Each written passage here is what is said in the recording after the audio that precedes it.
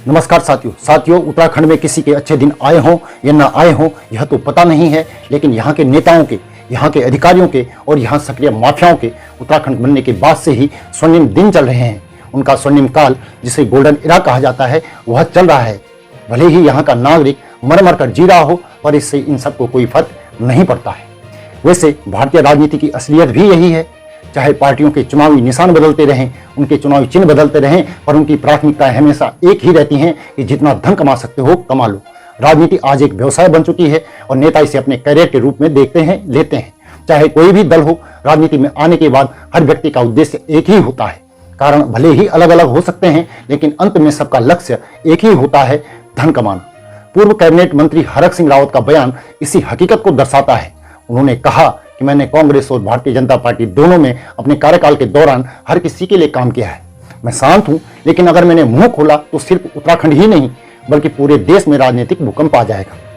मैं नाम नहीं ले रहा हूं, लेकिन कुछ लोग जानबूझकर मेरे को लक्ष्य बना रहे हैं। मैं आज फिर कह रहा हूं, जिनके घर कांच के हों उनके दूसरों घर पे पत्थर नहीं डालना चाहिए, नहीं डालना चाहिए। मेरा मुंह को खुलवाने के लिए मेरा मुंह खुलवाया जाएगा। इस उत्तराखंड की राजनीति में नहीं, देश की राजनीति में भूचाल आ जाएगा। मैं शांत हूं। जिनके घर कांच के होते हैं ना, उनको पत्थर नहीं डालने चाहिए।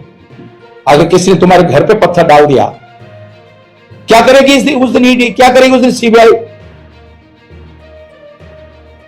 या तो खुद का दामन साफ हो किसी का, तब बोलो ना, करो ना जांच मनी लॉन्ड्रिंग की, जो है शुरू से आखिर तक सबकी करो। तो देखो, मैं दूंगा प्रमाण उस दिन मनी लॉन्ड्रिंग के। दोस्तों, राजनीति के इस खेल में जहां नेता एक दूसरे पर कीचड़ उछालने में लगे रहते हैं, असली सवाल यह भी है कि क्या हम इनसे किसी बदलाव की उम्मीद कर सकते हैं। उत्तराखंड में आज एक ऐसा तंत्र बन चुका है जिसमें राजनेता, अफसरशाही, माफिया और मीडिया सब एकजुट होकर राज्य के प्राकृतिक संसाधनों को लूटने में और अपने अपने खजाने भरने में लगे हुए हैं। चाहे जितने घोटाले सामने आ जाएं, इस तंत्र की ओर से पूरी तरह से चुप्पी साध ली जाती है। कोई सवाल उठाता है या कोई विरोध करता है तो यह उसे विकास विरोधी कहकर चुप करा देते हैं। आखिर यह किस तरह का विकास है, जहां कुछ चुनिंदा लोग पैसा बना रहे हैं और राज्य के लोग बदहाली में जी रहे हैं।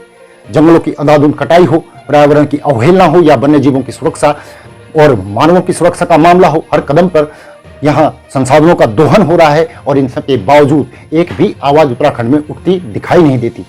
जब राजाजी नेशनल पार्क जैसे महत्वपूर्ण स्थान पर विवादित अधिकारी की नियुक्ति हो सकती है, जो पहले से ही सीबीआई और ईडी की जांच के दायरे में है, तो यह समझना मुश्किल नहीं है कि यहाँ कानून और नियमों की कितनी धज्जियां उड़ाई जा रही हैं। सरकार के इस रवैये से राज्य को विकास के नाम पर विनाश के रास्ते पर धकेल दिया है। हरक सिंह रावत का सीधा सीधा कहना है कि अगर वह अपना मुंह खोल देंगे तो भारतीय राजनीति में भूचाल आ जाएगा। यह सीधी और स्पष्ट बात बताती है कि राजनीति में किस तरह के लोग आज भरे पड़े हैं। हरक सिंह रावत ने स्पष्ट शब्दों में बता दिया कि वह और अन्य नेता कितने ईमानदार हैं। आप यूं समझिए कि पूर्व मंत्री ने इस देश के उस लोकतंत्र को नेताओं का खिलौना बता दिया जिस पर और संविधान पर विश्वास करके यहाँ का नागरिक अपना वोट देने जाता है। पूर्व मंत्री ने नेताओं द्वारा ली जाने वाली उस संवैधानिक शपथ की भी असलियत खोलकर रख दी जिसे नेता महामहिम के समक्ष लेते हैं। नेताओं के लिए भारतीय संविधान और कानून कितना महत्व रखता है यह तो समझ आ ही रहा है, लेकिन साथ ही साथ एक प्रश्न मन में उठ रहा है कि आखिर पूर्व मंत्री अपने आप को ईमानदार साबित क्यों नहीं कर रहे हैं? क्यों वह भ्रष्ट नेताओं और अधिकारियों के नाम सार्वजनिक नहीं कर रहे हैं?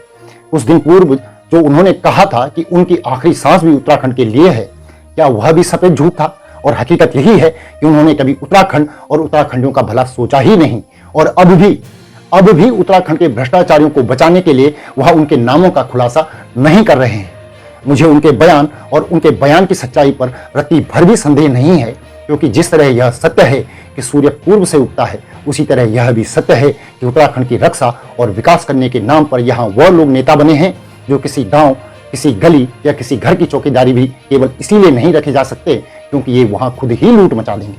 मुझे जरा सा भी संदेह नहीं है इनकी उत्तराखंड को बर्बाद करने की योग्यता पर, क्योंकि मैं रोज खुलेआम होते सैकड़ों अवैध कामों को देखता हूं, पढ़ता हूं, सुनता हूं और मुझे यह भी पता है कि बिना किसी नेता की दादागिरी या नेतागिरी के कोई माफिया ऐसा नहीं कर सकता।